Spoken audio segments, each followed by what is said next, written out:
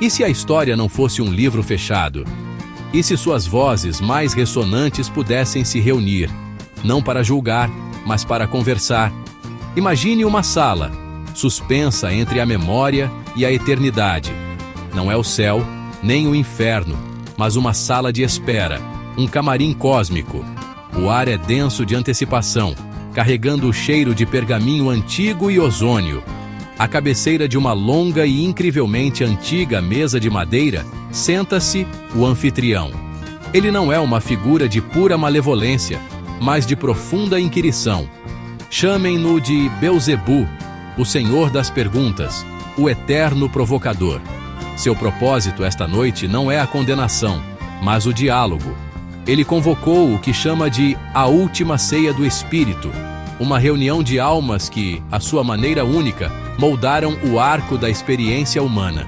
Ele quer agitar a panela para ver quais verdades azedam e quais essências vêm à tona quando confrontadas com suas contradições últimas.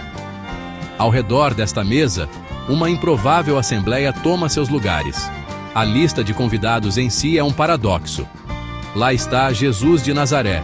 Sua presença calma um epicentro silencioso nas energias turbulentas da sala. Do outro lado, John Lennon ajusta seus óculos.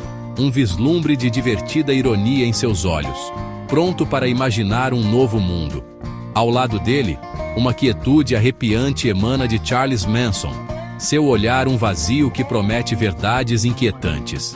Em seguida, os visionários da era moderna, Steve Jobs, vestido com sua icônica blusa de gola alta, seu foco tão nítido quanto um pixel, e Steven Spielberg, cuja mente ainda ferve com sonhos e monstros. A ele se junta o próprio homem da Renascença, Leonardo da Vinci, seus dedos inquietos esboçando em uma tela invisível.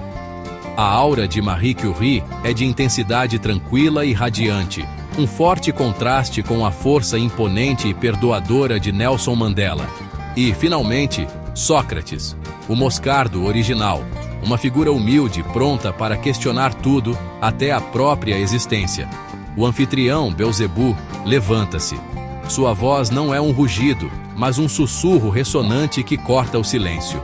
Bem-vindos, ele começa, seus olhos percorrendo seus convidados, reconhecendo a luz e a sombra dentro de cada um. Vocês estão aqui porque todos, à sua maneira, criaram. Vocês criaram fé, música, caos, tecnologia, arte, ciência e nações. Vocês construíram mundos e os desmantelaram. Esta noite não há veredicto. Há apenas a pergunta. Estamos aqui para jantar os conceitos que vocês deixaram para trás, para saborear o legado que serviram à humanidade. Esqueçam o que vocês foram. Esta noite, discutiremos o que vocês são e o que todos nós nos tornamos por causa de vocês. Que comece.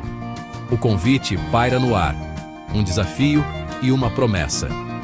Cada convidado é um universo de experiência, uma biblioteca de triunfos e arrependimentos. Jesus, que falava de amor incondicional, agora senta-se perto de Manson, que transformou o amor em uma doutrina de controle. Jobs, que buscou empoderar o indivíduo com tecnologia, senta-se com Da Vinci, que empoderou a mente com anatomia e arte. Curie, que desvendou os segredos do átomo para o bem da ciência, senta-se com Spielberg, que usa luz e sombra para desvendar nossos medos e maravilhas coletivos. Mandela, que perdoou seus captores para construir uma nação, compartilha um espaço com Sócrates, que foi condenado por sua própria nação por pedir-lhes para pensar. Atenção é o principal ingrediente desta ceia. É uma reunião não de santos ou pecadores, mas de catalisadores. E o anfitrião está pronto para acender a primeira faísca, para ver qual filosofia queima mais brilhantemente e qual vira cinzas. Belzebu inclina-se para a frente, a luz tênue brilhando em seus olhos. Ele faz a primeira pergunta, simples na sua formulação, infinita na sua complexidade. Vamos começar com a fundação de toda a arquitetura moral. Ele diz, sua voz um fio de seda tecendo-se pela sala. O que é bom? Ele volta seu olhar primeiro para o homem de Nazaré. Jesus, você ofereceu um caminho, amar o próximo, dar a outra face. A bondade, então, é um ato de submissão radical, uma entrega completa do eu em prol do outro? É uma força passiva? A pergunta é uma pedra jogada em um lago tranquilo e as ondas começam a se espalhar. O ar se adensa enquanto o peso de 2 milênios de interpretação e má interpretação se assenta sobre os ombros de um homem. A simplicidade da mensagem original agora é uma teia emaranhada. A bondade não é submissão, mas reconhecimento. É ver o divino no rosto do leproso, do cobrador de impostos, do inimigo. É uma ação, não uma passividade. É a escolha de construir uma ponte onde outros construiriam um muro. Mas o caminho para esse reconhecimento é repleto daqueles que o torceriam para sua própria busca de poder. A palavra pode ser um vaso de luz, mas também pode ser uma gaiola. Ele não prega. Ele apenas declara o dilema eterno de seu próprio legado. A lacuna entre a intenção e a recepção. Uma lacuna onde tanta escuridão historicamente floresceu. Sócrates, sempre o pragmático, intercede, acariciando sua barba pensativamente. Mas, bom Senhor de Nazaré, conhecer o bem é fazer o bem. O problema não é a ação, mas o conhecimento. Fazemos o mal não por malícia, mas por ignorância. Um homem que verdadeiramente compreende a natureza da virtude não pode deixar de agir virtuosamente. Então, pergunto, o bem é um sentimento, como você sugere, ou é uma forma de conhecimento supremo? Se pudéssemos ensinar a todos o que é verdadeiramente bom para suas almas, o mal simplesmente deixaria de existir? Ele desafia o cerne da moralidade baseada na fé, propondo em vez disso um universo governado pela razão pura e alcançável. Um mundo onde a iluminação é o único pré-requisito para a salvação. Bom é o que se sente bem. Bom é conseguir o que você quer. Vocês todos falam de regras, amor e conhecimento. Isso é só medo. Medo da sua própria natureza.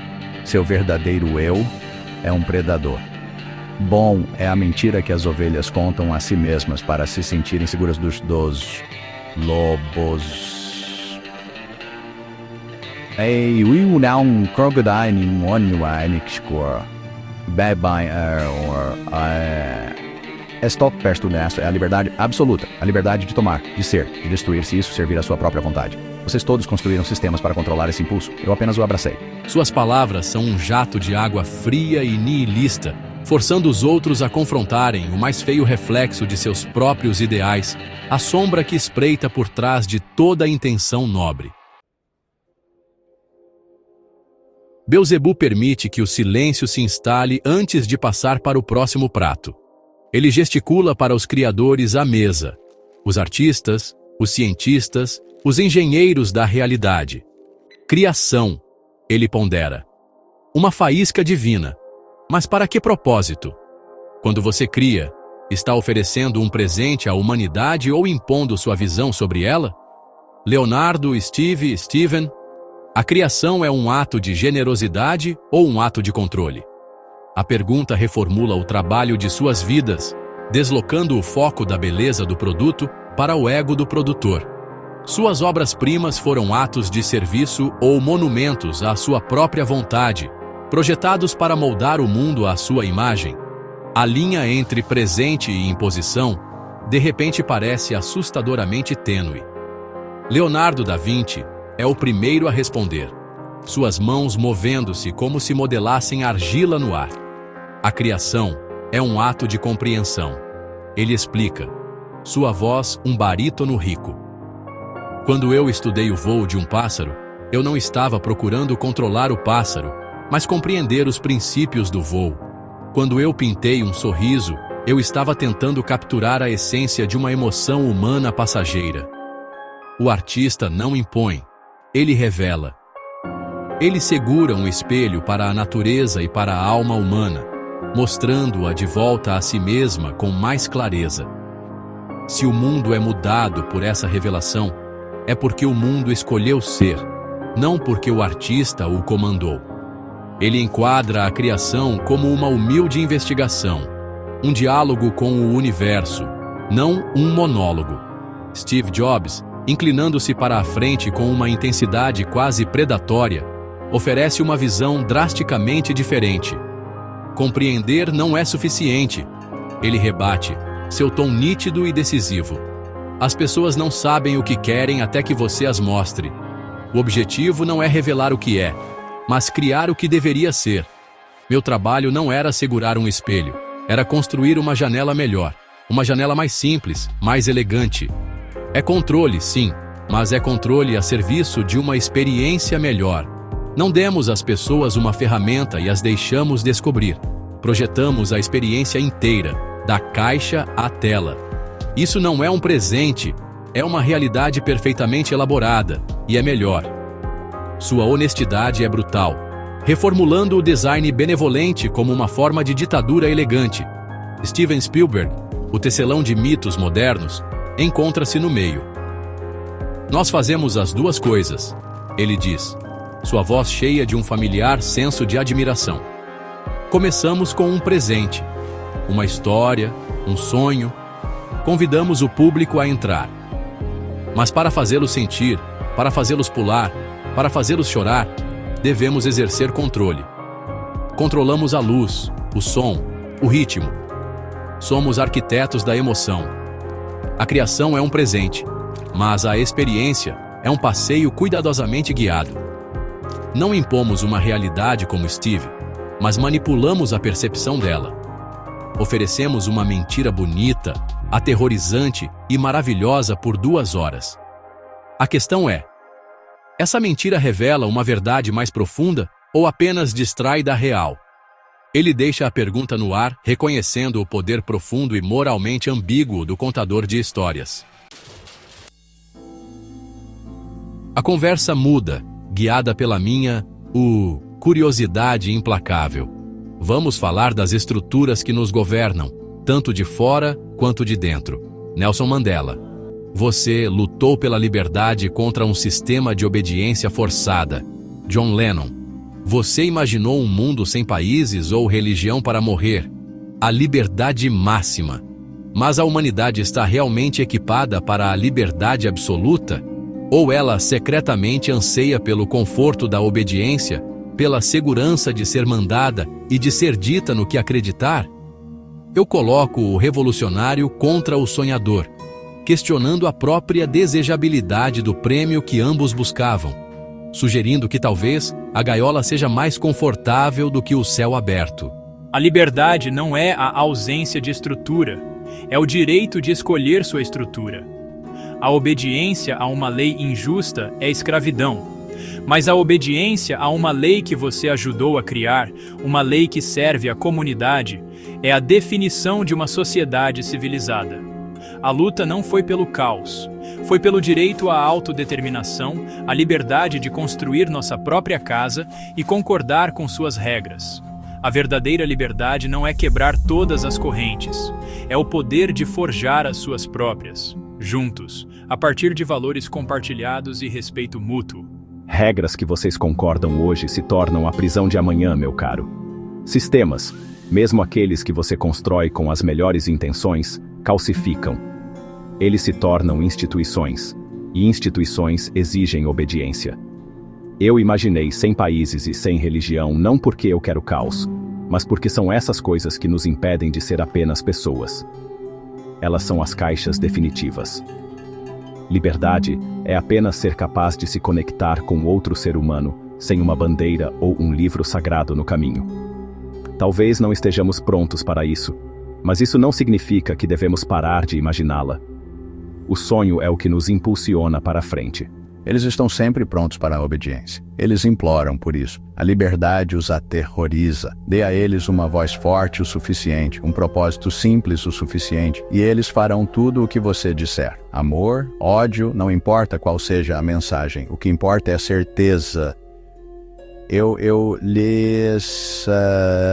Eles dei certeza, e eles chamaram de família. Jesus lhes deu certeza, e eles chamaram de igreja. Mandela lhes deu certeza e eles chamaram de nação. É tudo ao mesmo jogo, você apenas o veste com roupas mais bonitas. As pessoas não deixar a netrem pares nor jaisti behavior forwarders da idade. Elas querem terem pai. Eu aceno lentamente, deixando aquela ideia corrosiva pairar no ar. E você, Madame Curie? Você obedeceu às regras da física, mas desafiou as regras da sociedade. Você perseguiu o conhecimento com uma devoção singular, quase monástica. Onde o papel da mulher se encaixa nisso? Sua liberdade foi encontrada em obedecer às leis da ciência enquanto desobedecia às leis dos homens? O tema final é servido. Ergo minha taça, meu olhar varrendo a mesa, detendo-se em cada convidado. Um famoso filósofo disse uma vez: o inferno são os outros. Ele sugeriu que estamos presos pelo julgamento, pelas expectativas e pelas percepções daqueles ao nosso redor. Pergunto a todos vocês, ao olharem uns para os outros: um salvador, um assassino, um sonhador, um construtor. Isso é verdade? Vocês são o inferno uns dos outros? Ou o inferno é algo mais privado? Um inferno que construímos inteiramente dentro de nós mesmos? A pergunta vira a lente para dentro, forçando cada alma a confrontar sua relação não apenas com seu legado, mas uns com os outros e com seus próprios demônios internos. A danação é uma construção social ou um confinamento solitário? O inferno não são os outros, é a ignorância nos outros. É a mente fechada que se recusa a ver as evidências. Para mim, o inferno eram os homens que diziam que uma mulher não podia entrar em um laboratório, que desconsideravam meu trabalho não porque fosse falho, mas porque eu era mulher. Os outros não eram o problema. O problema era o dogma ao qual eles escolhiam obedecer. Mas o inferno maior, eu penso, é interno. É o medo de que o trabalho de sua vida, aquilo pelo qual você se sacrificou, pudesse ser usado para a destruição. Esse é um inferno de criação própria. O inferno é a ausência de amor. É o espaço onde a conexão é impossível. Quando você olha para outra pessoa, qualquer pessoa, e não consegue ver um vislumbre de si mesmo, uma faísca compartilhada do divino, um irmão ou uma irmã, então você está no inferno. Não é o julgamento deles que o condena, mas sua própria incapacidade de preencher essa lacuna com compaixão. O inferno é o isolamento máximo, uma solidão que você escolhe cada vez que escolhe o julgamento em vez da empatia. E aí está. O inferno é a ignorância, uma vida não examinada, a ausência de amor, a vontade de poder. Parece que o inferno, como o céu, é um lugar que construímos nós mesmos. Suas respostas foram iluminadoras. Mas não saiam daqui com certeza. A certeza é o fim do crescimento, é a morte da alma. A única coisa que lhes ofereço esta noite, a única verdade eterna, é esta. A dúvida é o ponto. A pergunta é a resposta. A incerteza é a chama sagrada que nunca, jamais se apaga. Agora, reflitam sobre isso, para sempre.